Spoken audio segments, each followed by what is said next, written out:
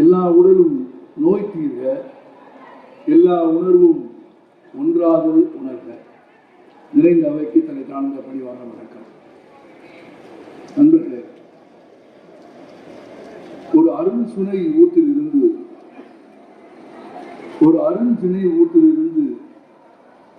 மிக புனிதமாக எவர் விரலும் படாத தூய்மையோடு வெளிப்படுகிற தண்ணீரை போல் மனுஷன் கண்கள் இருக்கிறார்.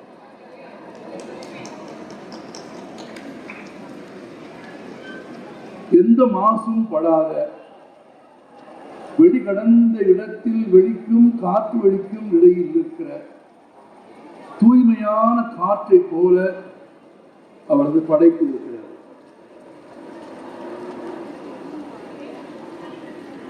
ஆயிரத்தி 819 ஆண்டு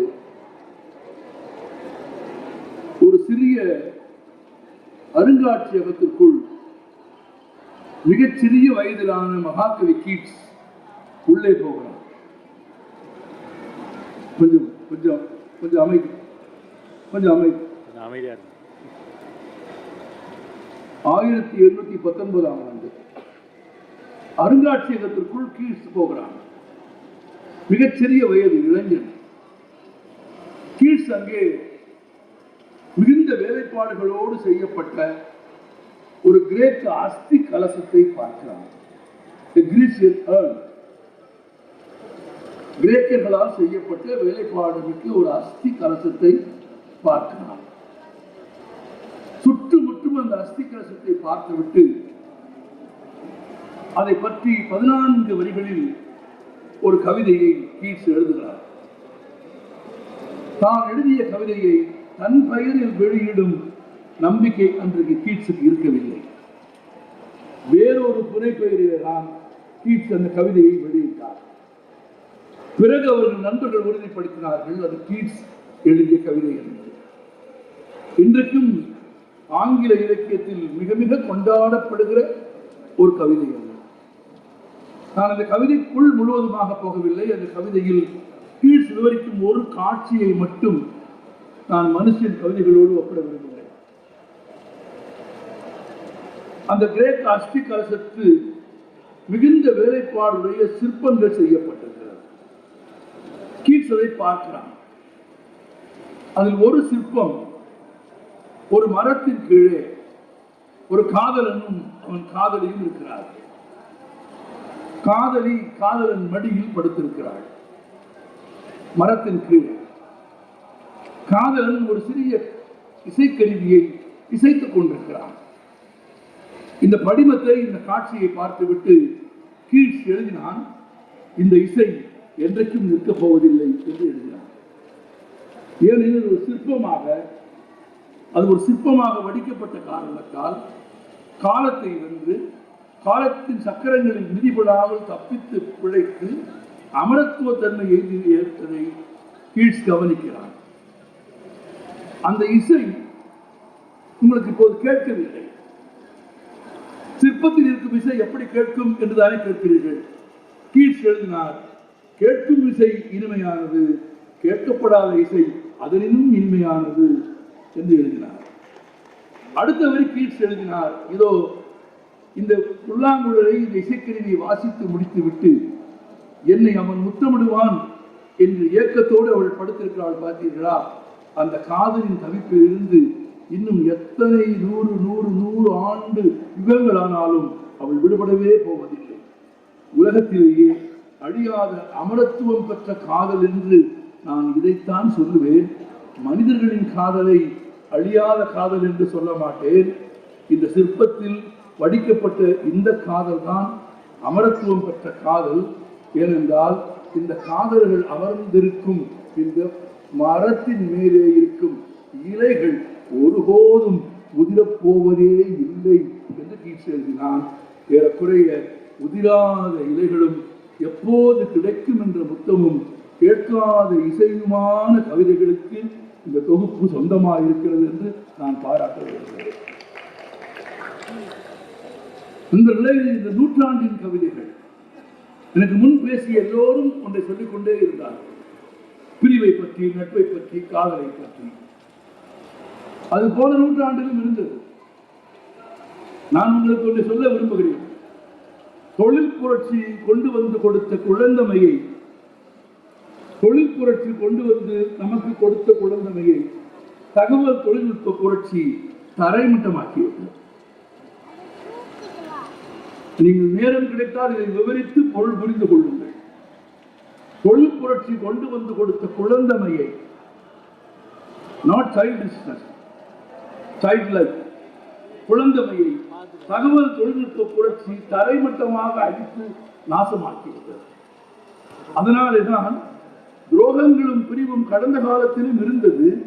ஆனால் துரோகத்தை நிகழ்த்தியவர்களும் பிரிவை நிகழ்த்தியவர்களும் அதை நிகழ்த்துவதற்கு முன் ஒரு சிறு தயக்கத்தோடு நிகழ்த்திக் கொண்டிருந்தார்கள்.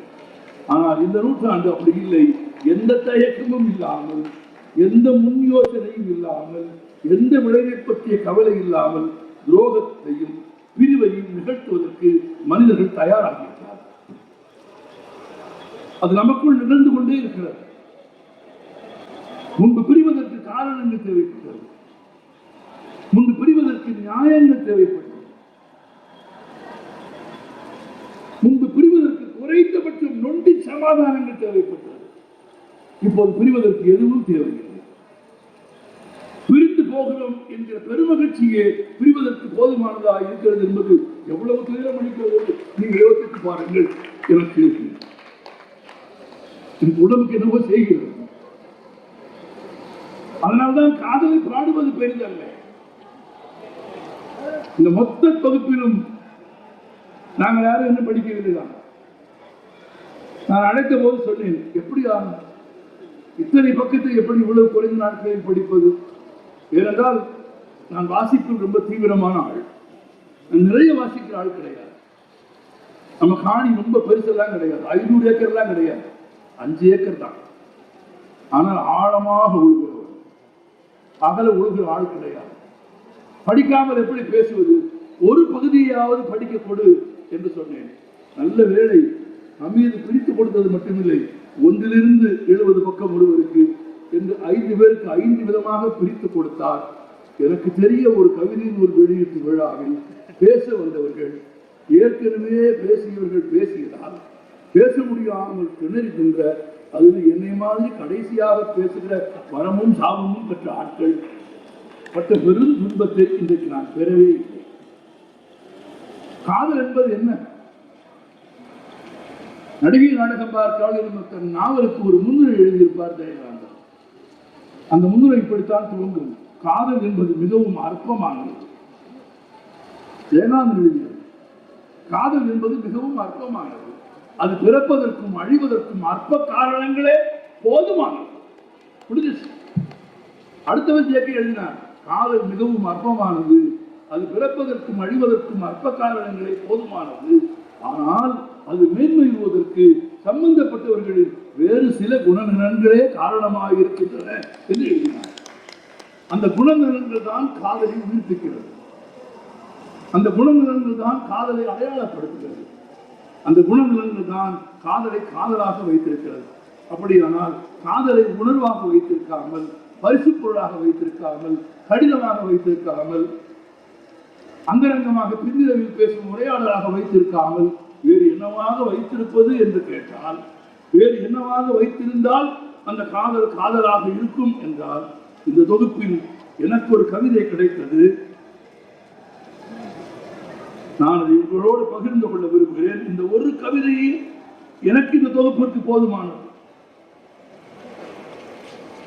நன்றாக சமைத்து தெரிந்தவனுக்கு ஒரு பானை சோற்றுக்கு ஒரு சோறு தானே வரும். இந்த ஒரு கவிதை போதும். அன்பே, நீ இல்லம் அன்பாக இருந்தது போதும். காதலை காப்பாற்றிக் கொள்வதற்கான மிகச்சிறந்த வெளியீடு. இதை சொல்லுகிறவர்களுக்கு அவர் யாராக இருந்தாலும் சரி, நான் இருபாலருக்கும் பொதுவாக சொல்கிறேன், இதை சொல்லுவதற்கு ஒரு மன வலிமையும், இதை சொல்லுவதற்கு மிகுந்த காதலும் வேண்டும். காதல், அன்பே, நீ என்னிடம் அன்பாக இருந்தது போதும். ஏனெனில் அன்பாக இருந்தவர்கள் துன்பமாக மாறுகிறார்கள். ஒரு நண்பர் கேட்டார், நம்பிக்கை துரோகம் எப்படி நடக்கிறது என்று நம்புவதால் நடக்கிறது.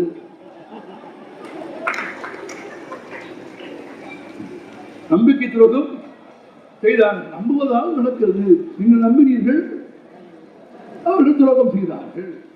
அல்லது நீங்கள் இசைவாக முதுகை வளைத்து கொடுத்தீர்கள், அவர்கள் ஏற்றினார்கள்.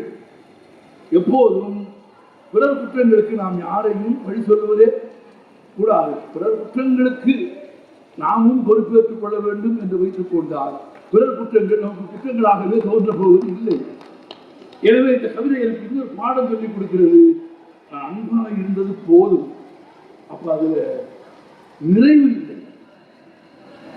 போதும் என்ற சொல்லுக்கு பின்னே இருப்பது போதுமானது என்கிற பொருள் இல்லை. நிறுத்து, போதுமானது என்ற பொருளில் நிறுத்து. பிறகு என்னவாக வேண்டும்? அன்பே, நீங்களும் அன்பாக இருந்தது போதும், இனி ஏனும் ஒரு அனுபவமாக இரு. எங்கே காதல் அனுபவமாகிறதோ அந்த காதல் நிலை பெறுகிறது. அது தீக்குள் விரலை வைத்தால் தீண்டு மின்பம் தோன்றுகிற அனுபவம். அது காக்கை சிறகினிலும் நந்தலாலாவை பார்க்கும் அனுபவம். அது வெறும் அன்பு இல்லை, அது அனுபவமாக மாறிவிடுகிறது. இந்த அனுபவங்களுக்கு பிறகும் அந்த காதலை பிரிந்து போகுமானால் அப்போதும் ஒரு கவிதை எனக்கு கை கொடுக்கிறது. ரொம்ப மகத்தான கவிதை. உனக்கு நான் நினைவில்லை, உனக்கு நான் நினைவில்லை, என் பிரியங்கள் நினைவில்லை, என் முத்தங்கள் நினைவில்லை, என் பரிசுகள் நினைவில்லை, உன் கண்ணீரோடு நான் துணை நின்ற தருணங்கள் நினைவில் இல்லை, முதல் நிர்வாணங்கள் நினைவில் இல்லை, உனக்காக நான் அடைந்த அவமானங்கள் நினைவில் இல்லை, ஒரு மழைக்கு நான் உன் பெயரை இட்டது நினைவில்லை, ஒரு மழைக்கு நான் உன் பெயரை இட்டது உனக்கு நினைவில்லை, என்னோடு அருந்திய ஒரு கோப்பை மதுவோ ஒரு தேநீரோ கூட நினைவில் இல்லை, எல்லாவற்றையும் உண்ணும் ஒரு கசப்பின் கிருமி எப்படியோ ஒரு நெஞ்சில் நுழைந்து விட்டார். பின்னர் உனக்கு எதுதான் நினைவில் இருக்கும்? ஏன் மறந்து போகிறீர்கள் என்று சில பேர் கேட்டார்கள். மகாகவி கிப்ரான் சொன்னார், தண்டிப்பதிலேயே மிகச்சிறந்த முறை மறந்து விடுவது என்று சொன்னார். நீங்கள் யாரையேனும் தண்டிக்க வேண்டும் என்று விரும்பினால் அவர்களை ஆயுதங்களால் தண்டிக்க கூடாது, அவர்களை சொற்களால் தண்டிக்க கூடாது, அவர்களை எதனாலும் தண்டிக்க கூடாது. மாறாக தண்டிக்க வேண்டும் என்று விரும்பினால் அவர்கள் உங்களோடும் நீங்களும் அவர்களுமாய் வாழ்ந்த நாட்களை, நினைவில் பொழுதுகளை அழித்து விடுவது என்பது அல்லது மறந்து போவது என்பது அது கவி கிப்ரானின் வார்த்தைகளில் சொன்னால் ஒரு விடுதலையை தானே தேர்வு செய்யும் ஆளுமையை கிப்ரான் நமக்கு கற்றுக் கொடுக்கிறார். அதுதான் உனக்கு எதுதான் நினைவில் இருக்கும்? எதுவுமே நினைவில் அவர்களுக்கு எப்படி நினைவுபடுத்துவது? அது ரொம்ப முக்கியம் இல்லையா? நீ என்னை முதன்முதலாக சந்தித்த போது உன் வாழ்வில் ஒரு பருவம் முடிந்து இன்னொரு பருவம் துவங்கியது, அதாவது நினைவு இருக்கிறதா? இல்லை. இல்லாமல் போன ஒரு உறவில் ஏதேனும் ஒன்றை நினைவூட்டுவது இது நடந்தால், இல்லாமல் போன உறவில் ஏதேனும் ஒன்றை நினைவூட்டுவது ஒரு கற்சிலைக்கு அந்த கல் பிரிந்து வந்த மலையை நினைவூட்டுவது போல, ஒரு கற்சிலைக்கு அது பிரிந்து வந்த மலையை நினைவூட்டுவது போல, அது கடவுளாக மாறியிருந்தாலும், அந்த கற்சிலை கடவுளாக மாறியிருந்தாலும், தான் இருந்து பிறந்து வளர்ந்த மலையை எப்படி மறந்து வேறு இடத்திற்கு வந்து விட்டதோ அப்படியே மறப்பும் மனிதர்களை இழப்பதும் நடந்து கொண்டிருக்கிற ஒரு நூற்றாண்டில் நாம் வாழ்கிறோம். அவர்களைத்தான் இந்த கவிதை பேசுகிறது. எல்லாவற்றையும் கடந்து நான் நிறைவாக சொல்ல விரும்புகிறேன். ரொம்ப முக்கியமான ஒன்று, நான் வாசிக்க துவங்கிய காலத்திலிருந்து எனக்கு அவரது எழுத்துக்கள் பழக்கம். எப்போதாவது முகநூலில் அந்த புத்தகத்தில் என்னை தொந்தரவு செய்கிற, என்னை படுத்துகிற ஒரு கவிதையை படித்த பிறகு அலைபேசியில் அழைத்து அவரோடு மணிக்கணக்கில் நானும் அவரும் உரையாடுவது உண்டு. ஆனால் அவர் கவிதைகளின் உச்சமாக சிறப்பானதாக நான் கருதுவது இந்த காதல் பிரிவு. எல்லோரும் இவையும் கூட சொன்னார், யாரும் பார்க்காத ஒன்றை கவிஞன் பார்ப்பான் என்று. யாரும் பார்க்காத ஒன்றை பார்ப்பது மட்டும் கவிஞனின் திறமை அல்ல, எல்லோரும் பார்த்த ஒன்றை யாரும் சொல்லாத மொழியில் சொல்லுவதும் கவிஞனின் சிறப்பு. இரண்டு வேறு வேறு. நாம் பார்க்காத ஒன்றை கவிஞன் பார்க்கிறான் என்பது ஒன்று, இன்னொன்று நாம் பார்த்த ஒன்றை நமக்கு தெரிந்த மொழியில், இதுவரை நாம் பேசி வந்த மொழியில், நாம் எடுத்து வைத்து அடுக்கிய வார்த்தைகளுக்கு இல்லாத ஒரு அர்த்தத்தில், ஒரு பொருளில் சொற்களை அடுக்கி கவிஞன் தருகிறான் பாருங்கள். அந்த வேலைப்பாடுதான் கவிதையின் சிறப்பு. அதுதான் மொழியை அழகுபடுத்துகிறது, மொழியை சிங்காரிக்கிறது. எல்லா விலங்குகளை விடவும் உயர்ந்தவனாக மனிதனை உயர்த்தியது மொழி. இன்னும் நேர்மையாக சொன்னால், இவ்வளவு அழகு மனிதனுக்கு மொழியால் வந்தது. அந்த மொழியை ஒரு கவிஞன் அழகுபடுத்துகிறான், தன் கவிதைகளால் அழகுபடுத்துகிறான், அதற்கு சிங்காரிக்கிறான், கூற்று சூட்டுகிறான். பிறந்த குழந்தையை இனமும் இரத்தமும் சதையுமாய் பிறந்த குழந்தையை குளிப்பாட்டி அதற்கு கன்னத்திலும் நெற்றியிலும் பொட்டு வைப்பது போல ஒரு கவிஞன் தன் மொழியை சீராட்டுவதை நான் இந்த தொகுப்பில் பார்க்கிறேன். அதை எளிமையான சொற்களில் கவிஞன் செய்கிறார். இந்த தொகுப்பின் மிகப்பெரிய வலிமை எது என்று கேட்டால், அதன் பக்கம் அல்ல, அதன் எண்ணிக்கை அல்ல, அது விலை கூட அல்ல. இன்னும் சொல்ல போனால், இந்த நூற்றாண்டில், இந்த காலத்தில் சமூக நல்லிணக்கத்தை விரும்புகிற, சமூக நீதியை விரும்புகிற, தமிழ்நாட்டில், இந்தியாவில் காத்திரமான திசையில் மாற்றம் நிகழ வேண்டும் என்று விரும்புகிற, அரசியல் ரீதியான சமூக அக்கறையும் கவலையும் உள்ள ஒரு படைப்பாளியின் புத்தகம் இந்த விலையில் விற்பது எனக்கு பெருமிதமும் மகிழ்ச்சியும் அளிக்கிறது. அது அந்த விலைக்கு விற்க வேண்டும். அதை தமிழ் சமூகம் கொண்டாட வேண்டும். அது எளிமைக்காக கொண்டாட வேண்டும். அது எல்லோருக்குமானதாக ஆக்கியதற்காக கொண்டாட வேண்டும். ஏன் தெரியுமா? மொழி என்பது பொது சொத்து. எந்த சாதிக்காரனும் எந்த வட்டாரத்துக்காரனும் உருவாக்கியது அல்ல. தலைமுறை தலைமுறையாக உழைப்பாளர்கள் மக்கள் உருவாக்கிய பொது சொத்து மொழி. நான் உங்களுக்கு அதிகம் சொல்ல விரும்பவில்லை. உருவாக்கிய பொது சொத்துக்களை எல்லாம் தனியாருக்கு தாரை வார்க்கும் இந்த காலத்தில், உருவாக்கிய பொது சொத்துக்களை எல்லாம் தனியாருக்கு தாரை வார்க்கும் இந்த காலத்தில், பிறரது தாய்மொழியின் மீது ஏறி நடந்து போய்விடலாம் என்று அழுத்துக்கால்களோடு வருகிறவர்களுக்கு மத்தியில் என் மொழியை, என் இனத்தை, என் சமூக நீதியை காப்பாற்றுவதற்கான மொழியை எளிய சொற்களில் சொல்லும் ஒரு கவிஞன், அதை எளிய சொற்களில் சொல்வதன் மூலமாக அந்த கருத்தை, எண்ணத்தை ஒரு சமூகத்திற்கு பொதுவுடைமையாக்குகிறார். உண்மையில் இந்த நூற்றாண்டில் பொதுவுடைமையாக வேண்டியது இரும்பு எஃகு ஆலைகள் அல்ல. இந்த நூற்றாண்டில் பொதுவுடைமையாக வேண்டியது எதுவும் இல்லை. இந்த நூற்றாண்டில் முதலில் பொதுவுடைமையாக வேண்டியது அறிவு. அறிவுதான் பொது சொத்தாக வேண்டும். அறிவு பொது சொத்தாக வேண்டும் என்றால் அறிவு எளிய மொழியில், எளிய மக்களின் மொழியில் எழுதப்பட வேண்டும். யாரெல்லாம் சிக்கலான, யாரெல்லாம் கடுமையான, யாரெல்லாம் எளிதில் விளங்கிக் கொள்ள முடியாத மொழியில் எழுதுகிறார்களோ அவர்களை நான் என் மொழியின் எதிரிகள் என்று குறித்து வைத்திருக்கிறேன். ஆம், அப்படி சொல்வதற்கு எனக்கு எந்த தயக்கமும் இல்லை. தன்னை தவிர பிறருக்கு அறியாத மொழியில் எழுதுகிற புத்தகங்களை வாசிக்க ஆரம்பித்த 2 நிமிடத்திற்குள் எனக்கு கதவு திறக்காத ஒரு புத்தகத்தை, என்னை அரவணைத்து உள்ளே எடுத்துக்கொள்ளாத ஒரு புத்தகத்தை நான் ஒருபோதும் வாசிக்க மாட்டேன். இல்லை, அது என் நூலகத்திலே கூட இருப்பதற்கு நான் அனுமதிக்க மாட்டேன். என்ன கேட்டீர்கள்? உன்னை யாரும் அணைத்துக் கொள்ளவில்லையா?